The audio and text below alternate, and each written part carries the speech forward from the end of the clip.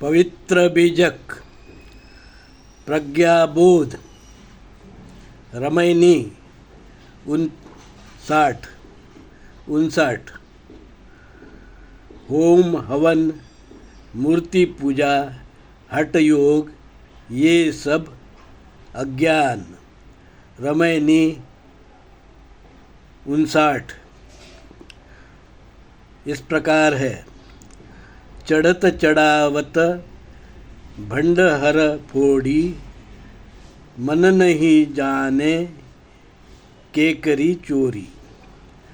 चीर चोर एक मुसई संसारा, बिरला जन कोई बूझन हारा।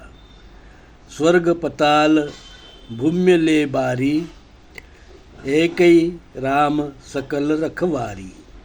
अब हम साखी पढ़ेंगे। पाहन है सब गए, बिन बितियन के चित्र। जासो कियत मिताइया, शोधन भया न हित। अब शब्द अर्थ जानेंगे। भंडहर का मतलब है बर्तन, शरीर। चोरे का अर्थ है अज्ञानी या अज्ञान। बारी का अर्थ है फुलवारी, बाग। विश्वास, मान्यता। पाहन का अर्थ है अविवेकी। अब हम प्रज्ञाबोध जानेंगे।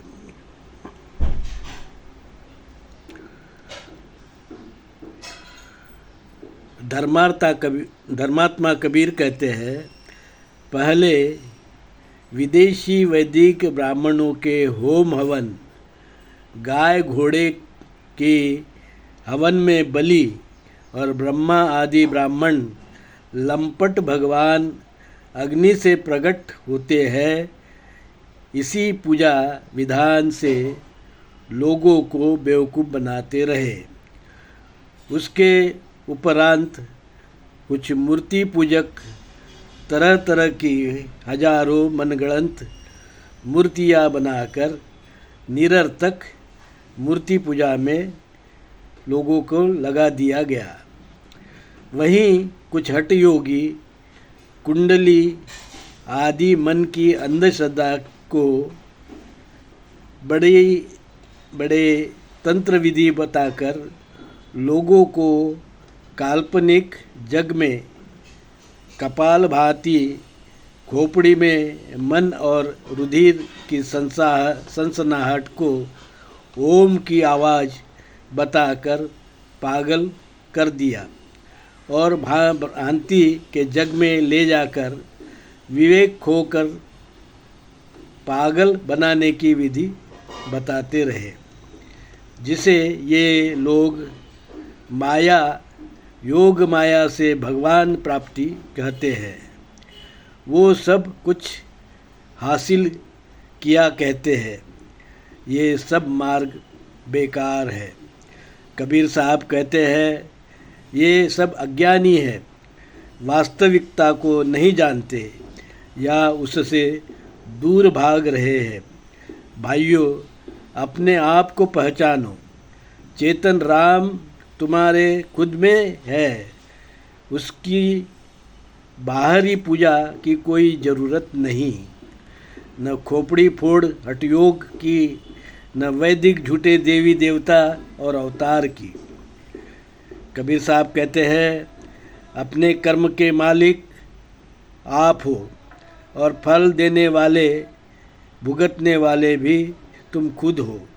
वो चेतन राम सबके लिए समान न्यायी है।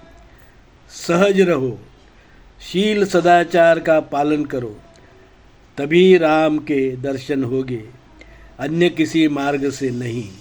अन्य मार्ग तो केवल मानसिक आजार, भ्रम और दृष्टि दोष और अज्ञान है।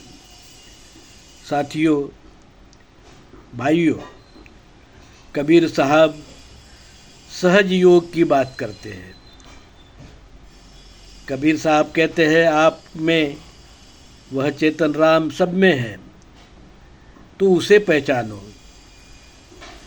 वही उसकी पहचान करोगे तो खुद के दोष क्या है पहचान पाओगे। जब दोष दूर करोगे और सद्गुण से जीवन जियोगे तो सुख निश्चित आपको प्राप्त होगा। यह कबीर का सहज योग है।